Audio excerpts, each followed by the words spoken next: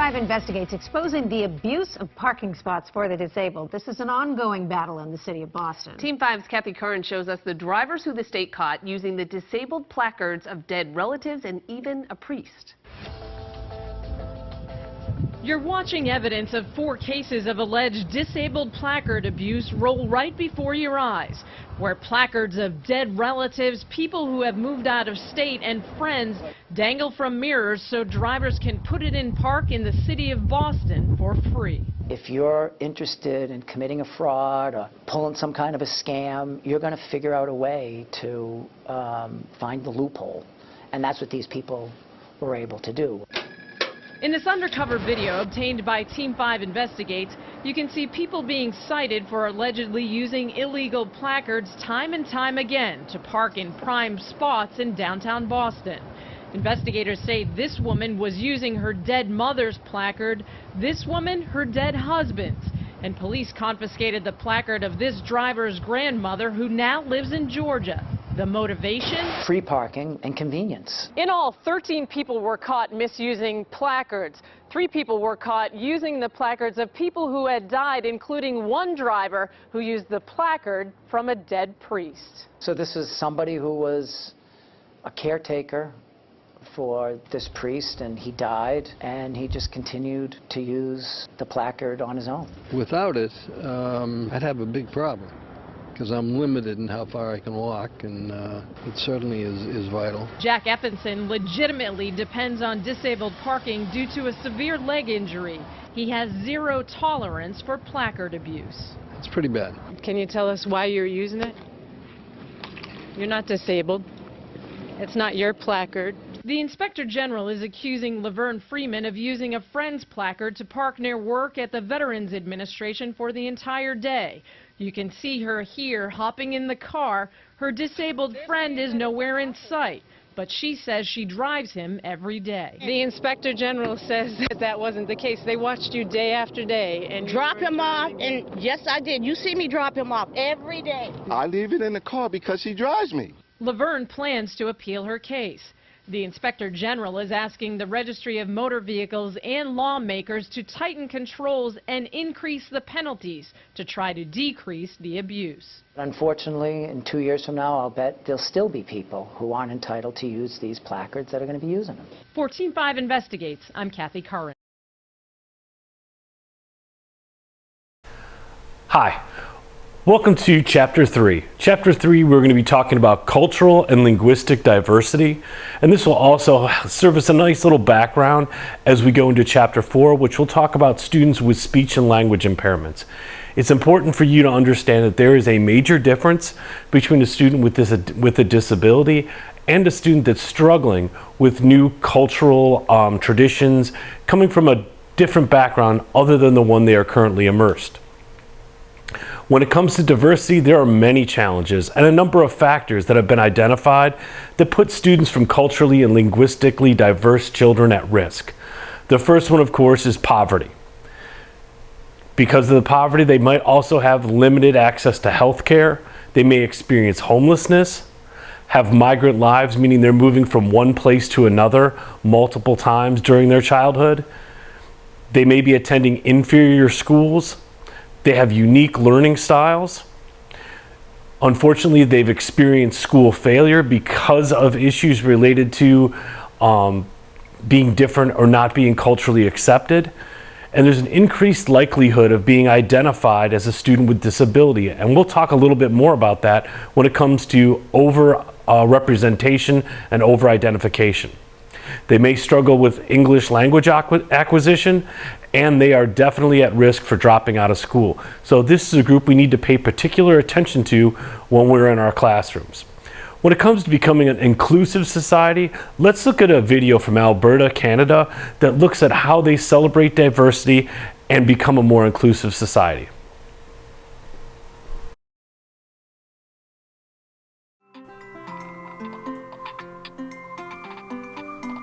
Inclusive education means schooling for everyone, everywhere, at any time, and not segregating individuals based on their needs. Here, They make him feel like he's just another kid. He's just like everybody else. There's nothing different.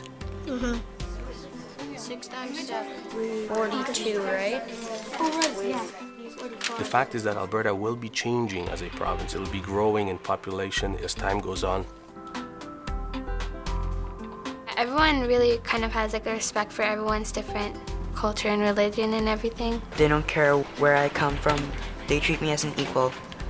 When I first came through here, it was just instant smiles. Like I felt really comfortable and welcomed. And I think that has a big role in about parents coming into the school and wanting their children to come here. When you're looking at becoming an inclusive society, there really isn't a beginning or an end. It is all about the process. It is all about becoming accepting and becoming inclusive and not reaching a finite goal. He has difficulty getting into a bigger chair, so they've made it so that he can get into a chair by himself. He can reach his stuff in his locker. There's wheelchair accessible buttons for the doors. So there's a lot of things that they've done to make it easier for all students. If you have a child that may have a special learning need that needs to be accommodated, not only is the child learning at a pace that the child can absorb at, but all the other students are learning actually about the fact that we're not all the same, that there are others that need attention from time to time, and start realizing that that's what life is really all about. This has all the suggestions of the poppy leaves, yes? You know? They're very nice and they're good friends. They took the patience to learn lots about me. He has autism, but that doesn't really mean that there's anything wrong with him. It's just what the doctor says. As a minister and as government, our role is to lead by example. The diversity of the roles that a teacher actually has in a classroom has to be equally reflected by the delivery of services that the government brings into schools. The teachers are really supportive. They also give us like apps and links on their websites and stuff. Those are really helpful if you need extra help on some subjects. I can't read as fast as others, right? So they'll take it into a tape recorder and read it out, and they'll put it on the iPod. So I can listen to it through earbuds, them reading the test, and I can rewind it, pause it, play back. It's really cool. Now, because of the technology that is available, you don't know if someone is using a laptop because they have a learning disability or they're just using a laptop. Really nice and loud. I am really good at writing. Good. As government, we need to foster the atmosphere of inclusion, the atmosphere of accommodation, and allowing every child to know that he or she, whatever their circumstances may happen to be, will have the opportunity to flourish to the maximum of their potential. When I came here, I didn't even know what I wanted to do. I had no idea. I just wanted to finish school, that's all. But now I have a plan set out for my future because of the help I got here. Having students come out of a school and be embracing and accepting and becoming good, compassionate, active citizens in their community, what more can you ask for? We got to talking about what we could do in our community to better the lives of gay students. One of the suggestions that came out of that was that I could maybe try starting a gay-straight alliance. Even if it's changing the attitudes of one student at a time, I think that it's important and it's happening. Okay, see you later. Good night. I today cannot predict what our province will look like 20 years from now, but I can assure you of one thing. We today can make sure that our children will be ready to accept and embrace the Alberta of then, whatever it may look like.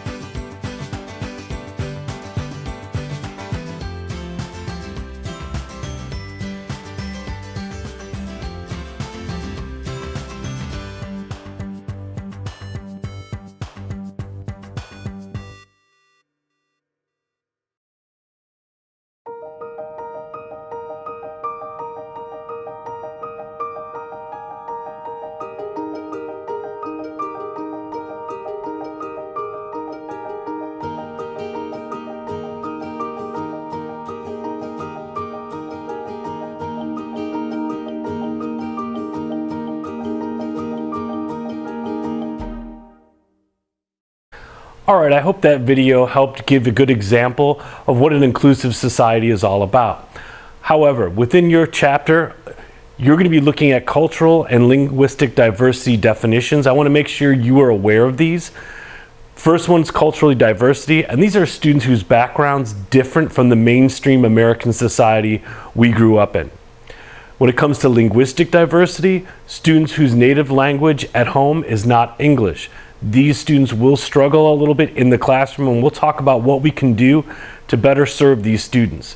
And when it comes to diversity and disability, these students are from culturally and linguistically diverse backgrounds and have additional challenges that negatively affect their school success. So not only are they struggling with a disability, they're struggling with cultural obstacles as well. When it comes to the characteristics of culturally and linguistically diverse students, they have differences in languages, differences in home and school cultures, they have variations in behavior, and these differences may be interpreted by some as a disability or a problem, when in reality, they're just differences. So who are these linguistically and diverse students? Many, but not all of them, are culturally diverse. Many of them are English language learners. You'll see ELL a number of times throughout this course. So remember, ELL is English language learners. Their native language is not English. They're learning it as they go. And to tell you the truth, detecting the difference between a language impairment or any other disability is often extremely difficult. Here's a video which includes a professor at our university, Dr. Ford and Dr. Smolin, and it's a video on how they better serve students as they are English language learners. Hope you find it helpful. Good morning, Dr. Ford. How are you today? I'm very well, Dr. Smolin. Good morning to you. And I understand that today you're going to be talking about students who are both English language learners and also have been identified for special education. And so our teachers and our Project Achieve would be very interested in hearing about your background. Oh, thank you. Well, as you said, I'm a professor of special education. I am also the director for the Center for Urban and Higher Education in our College of Ed. And I have been actively involved in the field of special education for over 25 years. For example, I have served on the National Council for Exceptional Children's Executive Committee. I have served as an editor and co-editor for journals in special education. My areas of research and publication focus on quality services for African American children who also have disabilities. Another focus in publications focus on school community collaboration. I have co-authored 2 books on effective education of African American youth. One of the areas that I'm very proud of is that as director of the Center for Urban and Higher Education, we sponsor an annual institute on urban education. And in this institute, we bring together diverse educators and community leaders to examine best practices in urban education settings, pre-K through higher education. Excellent. Thank you so much for sharing your background with us.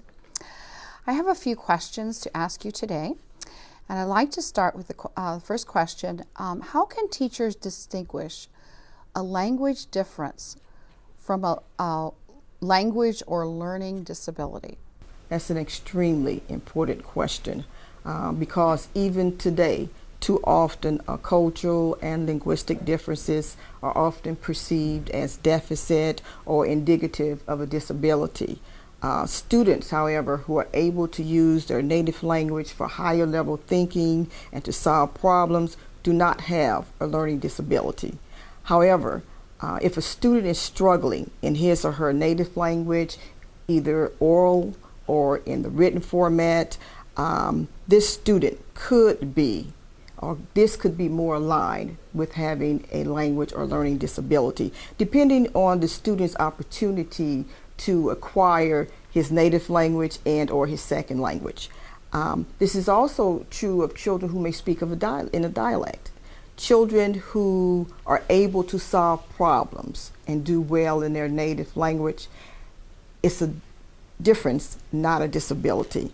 I think that also is very important for teachers to understand some of the classroom behaviors that ELL students may exhibit as they're learning the second language. For example, sometimes they will appear inattentive.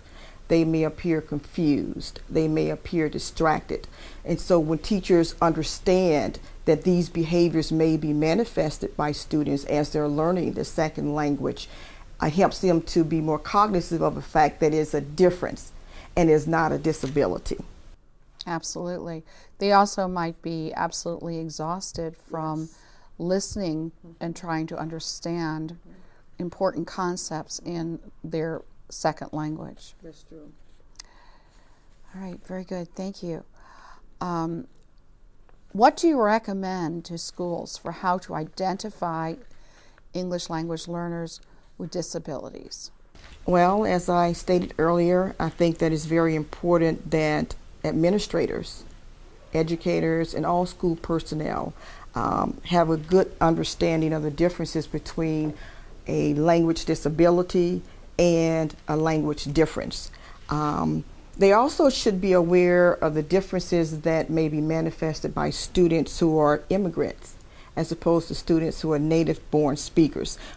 For example, sometimes immigrant students have a firm foundation for language because they speak that language, they understand the rules of the language, and they have read in that language. And so we can use that firm foundation in their first language to build on the second language. Whereas sometimes native-born speakers may have a combination of language. They have some of the native language and some of the English language, and sometimes you don't have that strong foundation to build on when you're attempting to assist a student in the acquisition of the second language, meaning English. I think that it's important for administrators and school personnel to be aware of the number of resources that are available for us when we begin to try to identify students who have a language disability who are also English language learners. For example, the National Center for Culturally Responsive Educational Systems is a good example of a resource.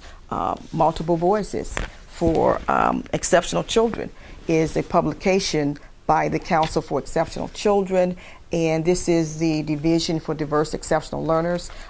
In this particular issue, there's a really good article focusing on English language learners and English vocabulary. Also, they can attend workshops and conferences. The Irish Center out of Vanderbilt has a number of resources that could help in administrators and school personnel performing a more accurate job of identifying students who are ELL who also may have a disability. I would also suggest that school personnel become more knowledgeable about the stages of second language acquisition. For example, they should understand that sometimes children can speak a language in a social context, the communicative aspect of language, but still not do well with the academic aspects of language. The academic aspects of language is that language that's needed for school. That's more complex. It takes a longer time to learn, so that just because a student is able to engage in the social or community aspect of that language does not mean that student is proficient, and they still may exhibit some difficulties that's due to language differences, but not necessarily a deficit. I think that it's also important that school personnel work very closely with the families of ELL students to see and have an understanding of how the child is functioning in the home when we begin to identify children who are English language learners and trying to determine if they have a disability. It's a very complex issue. I think that it deserves a lot of collaboration among various personnel. How would you recommend that teachers and administrators reach out to parents, particularly if, say, the parents don't feel comfortable in the school because they don't speak the language, or they're in unfamiliar surroundings? It's very different from the school that they attended. What suggestions do you have for that? I would suggest that the school personnel become familiar with the resources in the community that parents are familiar with, they're comfortable with. They can serve as interpreters, they can serve as advocates on behalf of the parents. Some schools have community liaisons, and these are persons that are familiar with the resources in the community. And having those persons serving as advocates and being present with the parents when the school personnel are interacting and engaging with the parents. Okay, I'm really glad that you mentioned community resources. I was fortunate enough to work with English learners in a community organization here in Akron, Ohio, and worked with the Karen and the children as well as the parents. And a lot of times individuals, including teachers, don't know that these community resources exist. That's true. And yet this is a great place to get to know that particular group of people. Sometimes it's in a church or some sort of a synagogue or a temple or some other kind of organization that can really, just even one visit can really open your eyes to what that community is like and start some of that cross-cultural dialogue. And engaging in the activities within the neighborhood community. Sometimes there's a disconnect between the teachers, the school, and the experiences that children from different cultural and linguistically diverse backgrounds bring into the school. And having a good collaboration, good networking system with those significant resources in the community helps to bridge that disconnect. Sometimes parents, as you said, are very hesitant for various reasons about engaging with school personnel. And having persons that are familiar to the parents and that are seen as valuable in the parents' eyes helps to bridge that disconnect. And so it's beneficial to the students, and that's what we ultimately want, is improved student outcomes for all students. And a lot of times, if the parent doesn't speak much English, it can be a very intimidating situation for them to go into a school where everybody's speaking English, the parents don't speak English, and the teachers and administrators only speak English, they don't speak the parents' language. It can be a very intimidating situation. And even carrying it into the nonverbal aspects of language. Parents may speak English as a second language, but you also have those nonverbal entities that surround communication that we as school personnel need to be familiar with so that we don't misinterpret behavior, because we want to have productive engagement with parents on behalf of the children, especially when suppose the child does have a disability and you are putting together the individualized education plan for that child. You want to have good relationships with the parents so that you get as much information as possible and have a knowledge of the entire child so you can plan an appropriate individualized educational plan. And then as the child is making progress, teachers can give parents accurate information regarding the progress of that child. My third question is, what are some best practices for how to teach English learners with disabilities in the content areas? Well, I would begin with saying that when we attempt to design and plan and implement quality educational services for ELL students, we should begin with the same framework that we use for all students with or without disabilities, and that is appropriate teacher expectations and advocacy regarding the teacher's belief in his or her ability to provide effective services. In other words, by that I mean, does the teacher believe that he or she has the necessary knowledge, skills, and attitude to provide appropriate services for students who are ELL and who also have disabilities? And then you combine that with best practices for students with disabilities. Some guidelines that I would offer would be, as I stated before, to gather as much information from the family do direct observation of the child so you get a good understanding, a holistic understanding of the child. Do varied informal assessments so that we have an understanding of the child's strengths academically, strengths in terms of language, and the child's areas of needs, whether academic or social needs. Because we're working with children from culturally and linguistically diverse backgrounds, we also want to make sure that we use culturally and linguistically responsive best practices. Again, combine those best practices with those practices that we know are effective for students who manifest disabilities or problems with learning. And that when we're speaking of children from ELL backgrounds, we want to incorporate understanding of the student's stage of language acquisition when we're planning lessons. That's very important. We want to be aware of not only the verbal components, but also the nonverbal components as they impact instruction. We want to use meaningful, relevant, motivating materials and curriculum activities when we introduce content areas. That's why it's important to have knowledge of the child's experiential background and the knowledge of the child's community. What can we bring in from the community? What can we use to build on to assist the child in making a connection? This is what you currently know. I want to build on what you know and introduce this new concept in terms of this curriculum and area.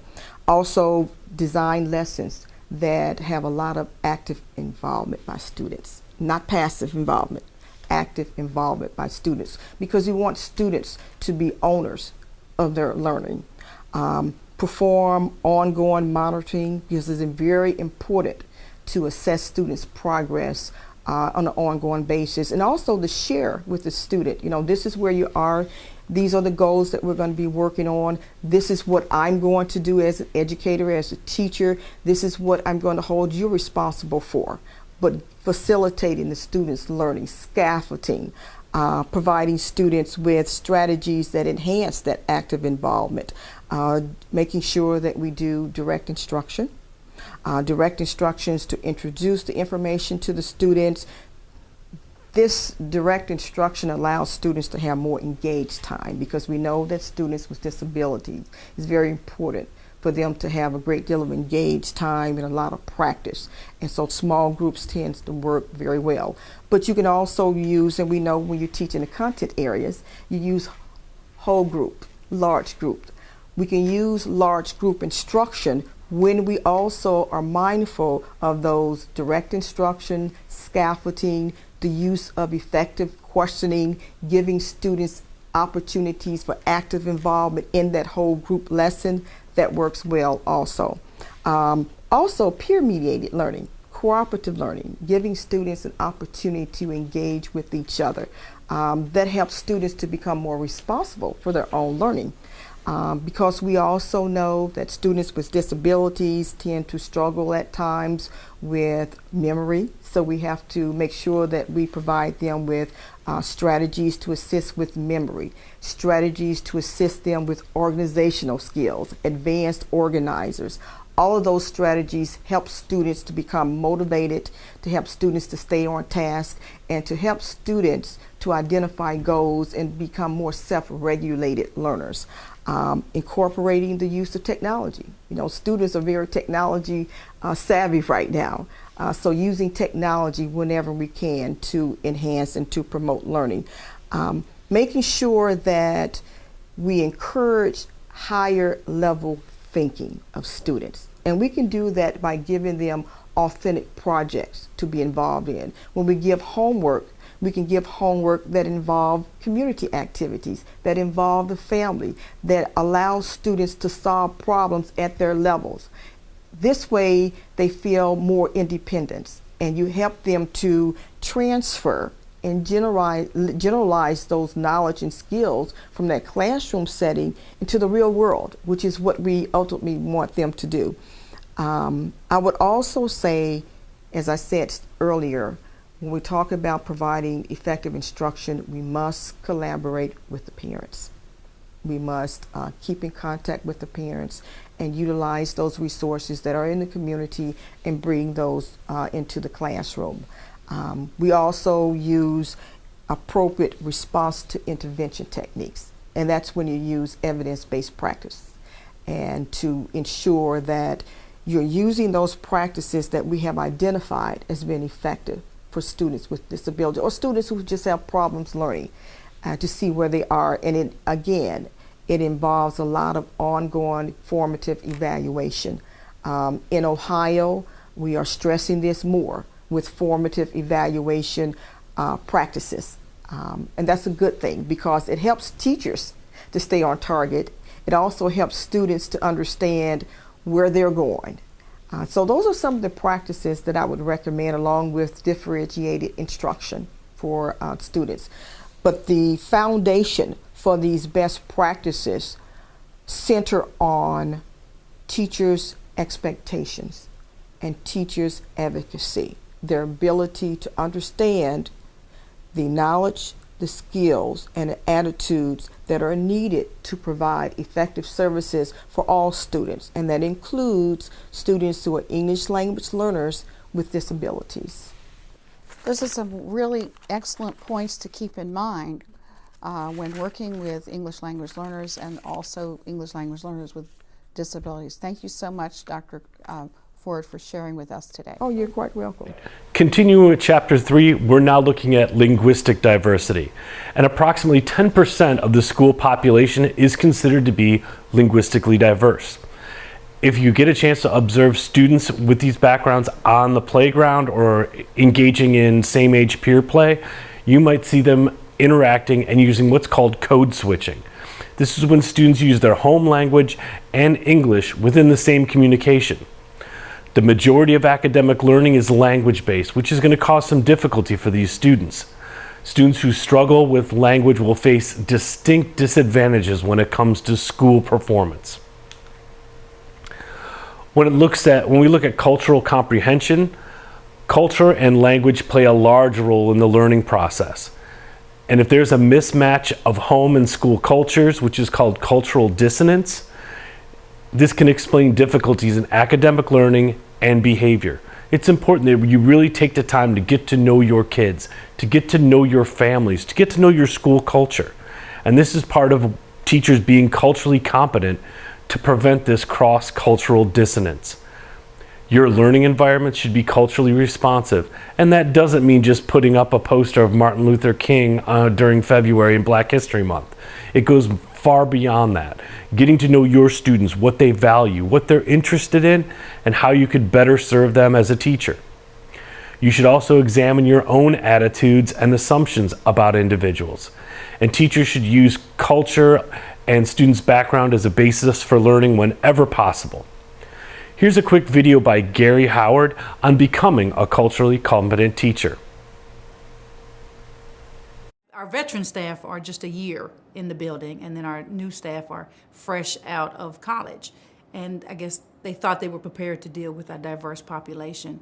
And then they got here and met the kids, and they're not. As you've said before with your background, I came from a very strong, all-white, Catholic schools background, and then my first 5 years in teaching were in the Catholic schools as well, all white. And then when I came into the public schools, it was a world of difference for them and for me, and I had to learn how to relate to a lot of my children. Can you know me and can you know what I see? What I see? What I see? Welcome to this course on becoming a culturally responsive teacher. This class is going to take us into that journey, very personal journey around what it means, first of all, to be culturally competent on that personal journey, and then the professional journey of what it means to be a culturally responsive teacher in our classroom. Sometimes when we talk about diversity, people just automatically think race, right? That's key. Race is key. We're going to talk a lot about race here. But we need to realize that there is no child in your classroom or mine who doesn't come with a whole set of differences. I think one of the most powerful strategies that we have is that young people, the students that we work with, that they have a sense that this teacher in this classroom at this moment of my life, believes in me, sees me, respects me. So this is the doorway that I think culturally responsive teachers can create through belief, and then the primary vehicle for that is through relationship. The biggest part of anything you do as a new teacher is going to be about building relationships at the beginning, because you can't teach anybody if you haven't built the relationships in the classroom. Climate is not warm, the kids don't feel safe, and the kids don't feel like a unit. What do you think happens when kids feel pressure not to be who they are in school? What happens to their academic energy? Goes down. So this is sort of the formula that we're building here, that the cultural competence of the adults is intimately connected to achievement. So when we talk about culturally responsive teaching, when we talk about cultural competence, what we're talking about developing teachers to be able to have strategies to engage students in instruction. What does it actually look like in the classroom? And for that, we're going to shift our attention to what I call the 7 principles of culturally responsive teaching. It's building the relationship with them the minute they walk in the door, checking on them, making sure they're okay, listening to the little one talk about her boo-boo that she had on her elbow, just listening to their stories, and then making sure they all feel safe and know that it's a safe environment for them to get started. Good morning, Genesis. I got blueberries. Oh, how beautiful. I love them. I made a conscious effort to go around my room and like the things that I have decorating my room and whatnot. Let's be a little bit more representative. So I have, 27 different countries to choose from that I can plaster my walls with. But then I also involve the kids' personal cultures too. I have graduation photos, prom pictures. At the beginning of the year, okay, I allowed them to come up with the rules of engagement. That's what we call it. Okay, we have rules of engagement. And they emerge from them. They help manage that. Okay. Yeah. Okay, what works best? What looks best in group work? Yes. As a teacher, as your teacher, what do you need? What do you want from me? I think we as teachers get wrapped up into what I have to teach them, what standard I have to give to them. This workshop makes you look at what your students have to teach you. I think what Gary Howard brings is the fact that he is a reflection of the majority of teachers, and that they're not being preached at. They're being talked to about looking at teaching and culturally responsive teaching from a different perspective. My mindset totally changed in how I could use that diversity to my advantage and use it to enrich the learning that was going on in my classroom and my school. I'm from the children who fight and hate. I'm from sagging pants with hustlers filling them. I'm from struggle to wealth. I'm from where everything costs. I am happiness. I am success. I am Renee.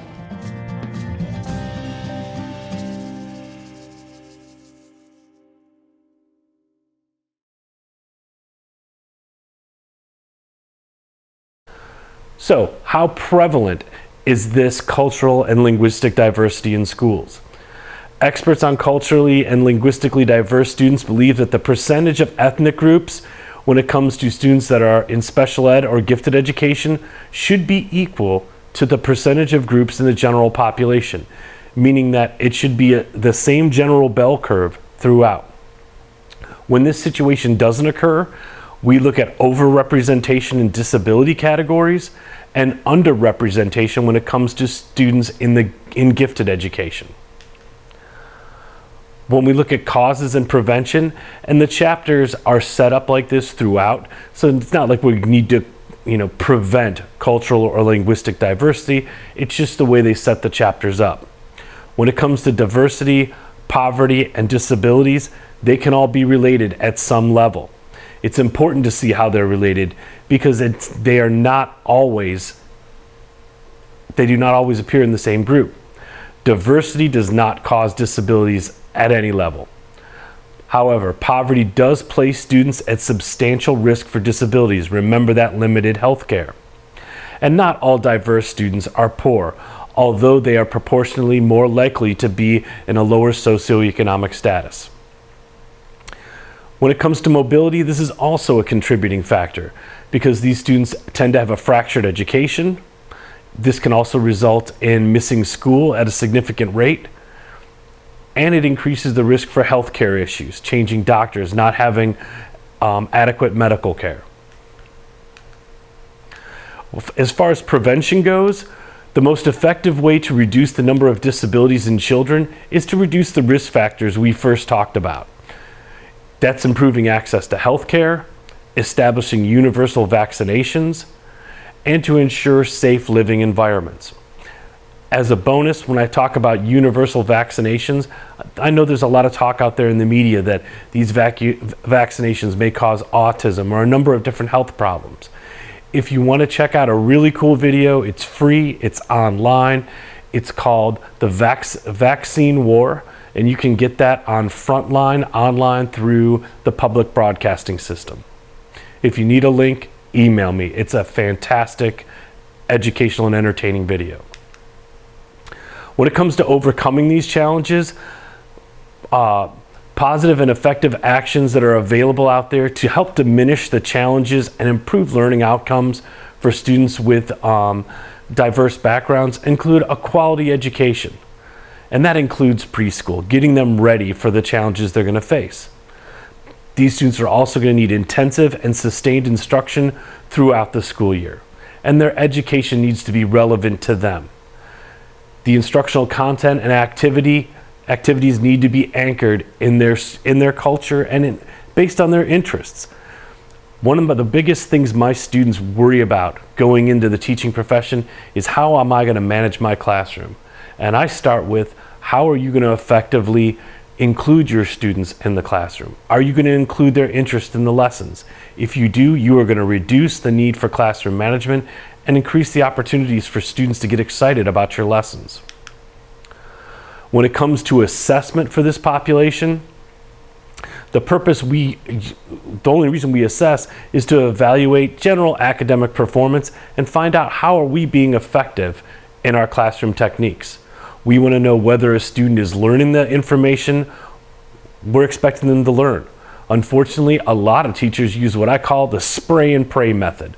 That means they spray the classroom with knowledge and pray that their students get it. No, what you really need to do is find out, is what you're doing effective, and are your students growing as individuals? You can also determine whether a student has a disability that affects school performance, and we'll talk more about each one of those disabilities and the assessments that accompany them as we go on. There's also pre-referral assessments where we look at early intervention for students who are struggling.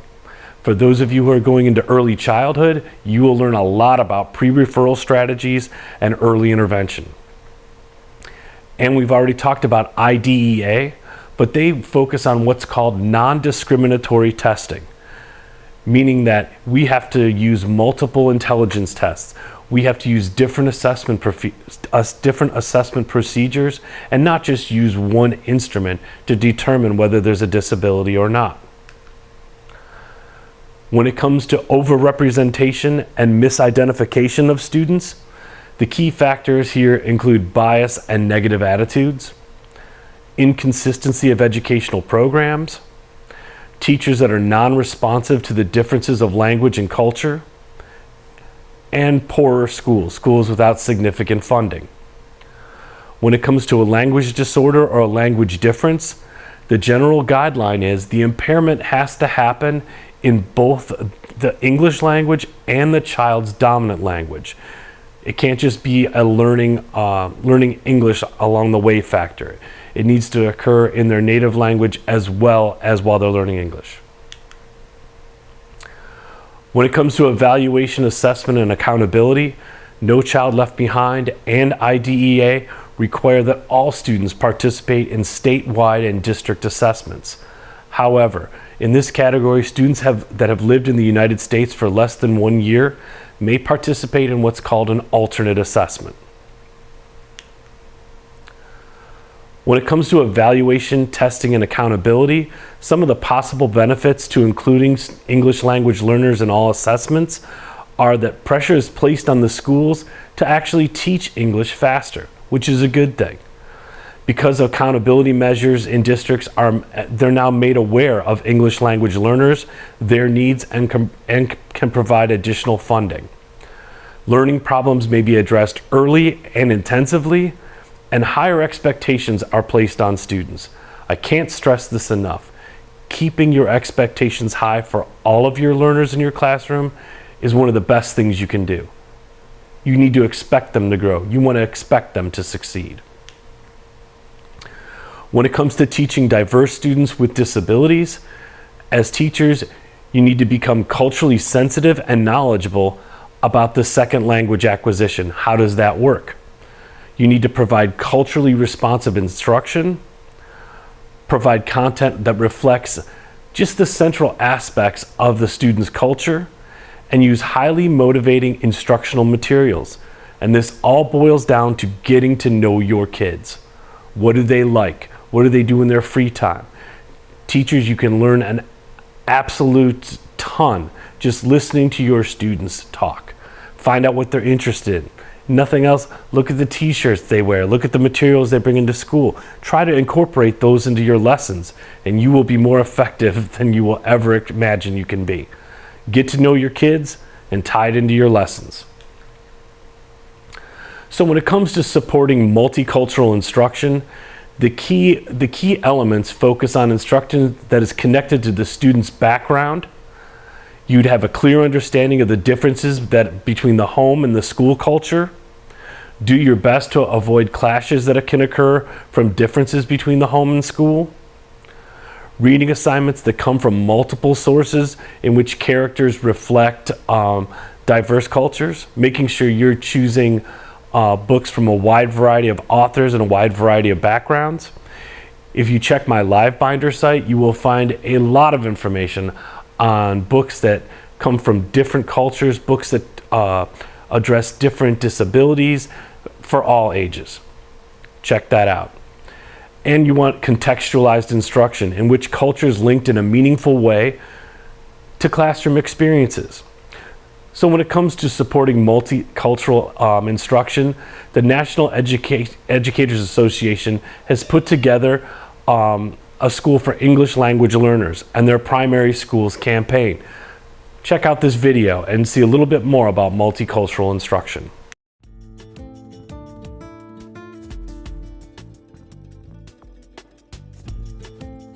I came to America when I was 3 years old. I came in kindergarten, I didn't know any English. I was usually placed in the back of the room, given crayons. Myself, I felt like I didn't belong. Basically, I was mainly on my own. I had a hard time, I didn't know what was going on. Even as a child, it was unfair to me. It felt like it wasn't right. Personally, it was strange and difficult at the beginning. I was never asked to share what I had. I knew a lot. I mean, when I was sitting there and students were doing, writing numbers or adding and subtracting, I knew what they were doing. I just couldn't be a part of it because I didn't speak the language. And so I felt like essentially I was punished, for not speaking my first language. And it almost made my language something not to be desired. In Vietnam, my mom didn't have any education, so she didn't know how to, teach me at home. My parents, even though they didn't speak English, they were always very supportive of us and, helped us at home, made sure we had food and clothing, shelter, and their support. Eventually, I was able to make new friends and started to dominate the language, and that helped me to fit in.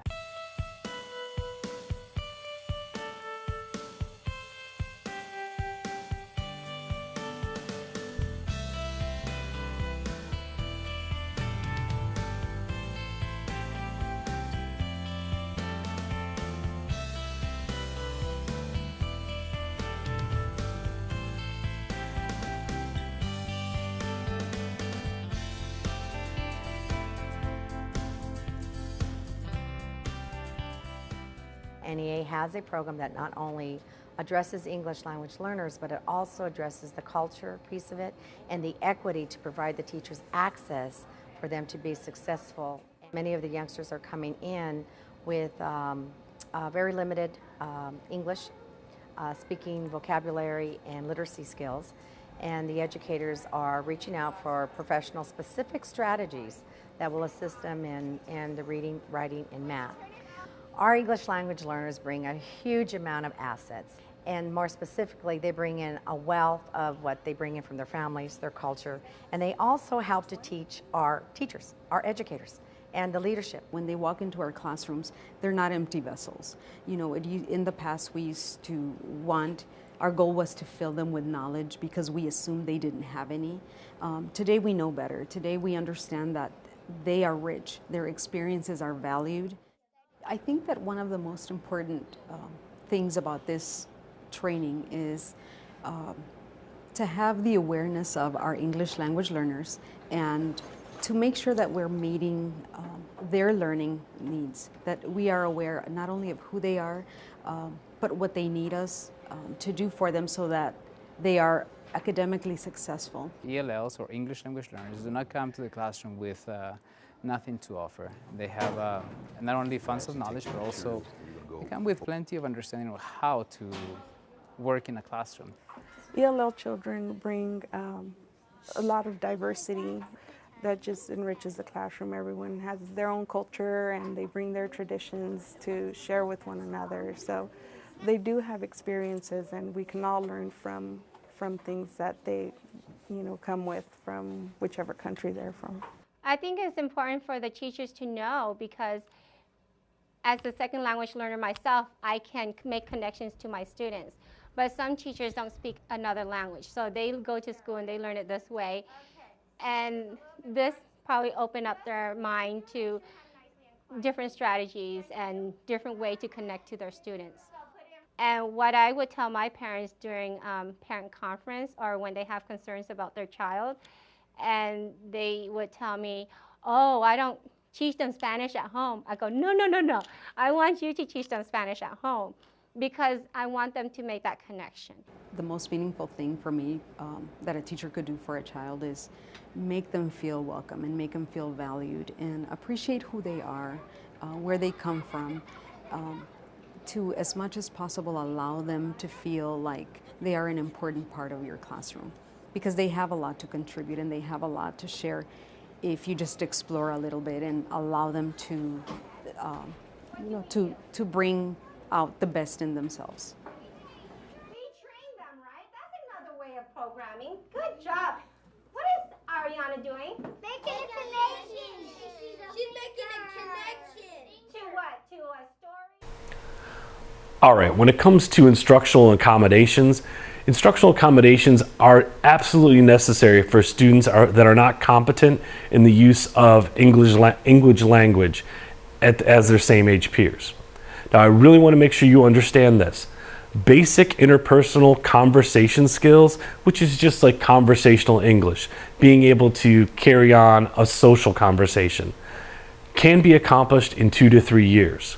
However, when it comes to cognitive academic language, and this is using academic vocabulary, being able to read, being able to write, being able to analyze, takes a significantly longer period of time.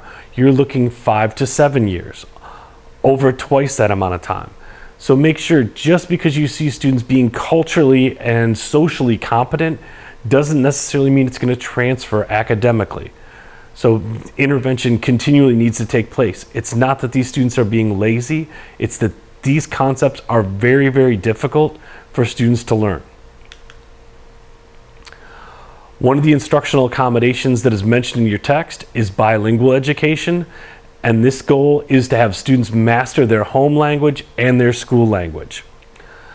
English as a second language, the goal is the rapid mastery of English. This could also include sheltered English. How do we go about teaching this? We looked at database practices in our textbook, and you'll see these referred throughout the rest of the chapters. Database practices are those that are research-based, that have gone out and been proven to be tried and true in classrooms. We know cooperative learning is very powerful. These are structured, guided small work groups. Peer tutoring, and you'll hear me mention this a lot when it comes to students with learning disabilities, students with intellectual disabilities, and technology. There is a wide range of technology I've provided to you on the LiveBinder site.